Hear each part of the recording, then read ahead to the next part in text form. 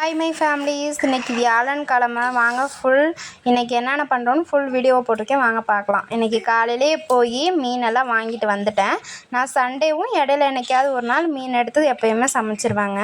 அப்புறம் சரின்னு பக்கத்துலேயே மீன் கடை இருக்குது, பக்கத்துலேயே போய் வாங்கிட்டு வந்துட்டேன். மீன் அவ்வளோ ஒன்றும் இல்லைங்க, கொஞ்சமாக தான் இருந்துச்சு. சரி இருக்கிற மீனை வாங்கிட்டு போகலான்னு வாங்கிட்டு வந்துட்டேன். அப்புறம் பாப்பாவுக்கு கொஞ்சம் உடம்பு முடியலங்க, அதனால் அழுதுகிட்டே இருந்தாங்க. அப்புறம் தூக்கியே வச்சுக்கிட்டு அப்புறம் சரின்னு மீனெல்லாம் அலசி முதல்ல வச்சுட்டேன். அப்புறம் வெங்காய தக்காளியெல்லாம் கட் பண்ணி வச்சுட்டு இன்றைக்கி வந்து வெங்காய தக்காளியெல்லாம் வதக்கி அரைச்சி ஊற்றி மீன் குழம்பு வச்சிடலான்னு சொல்லி தான் ரெடி பண்ணிகிட்டு இருந்தேன். பாப்பாவுக்கு வந்து தனியான சாப்பாடு செய்கிறது இல்லைங்க, நாங்கள் செய்கிறதே கொடுப்போம், அவங்க சாப்பிட்டுக்குவாங்க.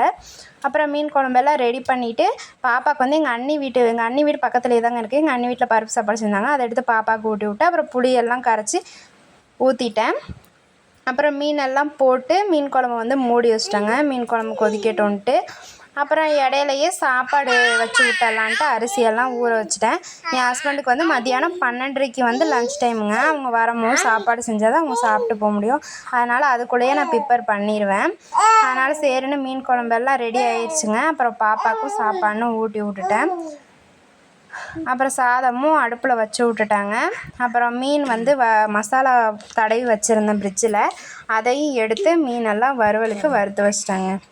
இன்றைக்கி வந்து லஞ்சுக்கு வந்து மீன் வறுவல், மீன் குழம்பு, சாதம், அப்புறம் வந்து வடைக்காரம் வந்தாங்க, வடை வாங்கிட்டேன். அப்புறம் ஆம்லேட், இதெல்லாமே தாங்க. நம்ம வீட்டிலனே என்ன லஞ்ச் மெனு பண்ணிங்கன்னு எனக்கு கமெண்ட் பாக்ஸில் சொல்லுங்கள். இனிமேல் டெய்லியும் ஃபுல் வீடியோவாக போடலாமா வேணாமான்னு கமெண்ட் பாக்ஸில் சொல்லுங்கள். அப்புறம் வாங்க, நீங்கள் என்ன லஞ்ச்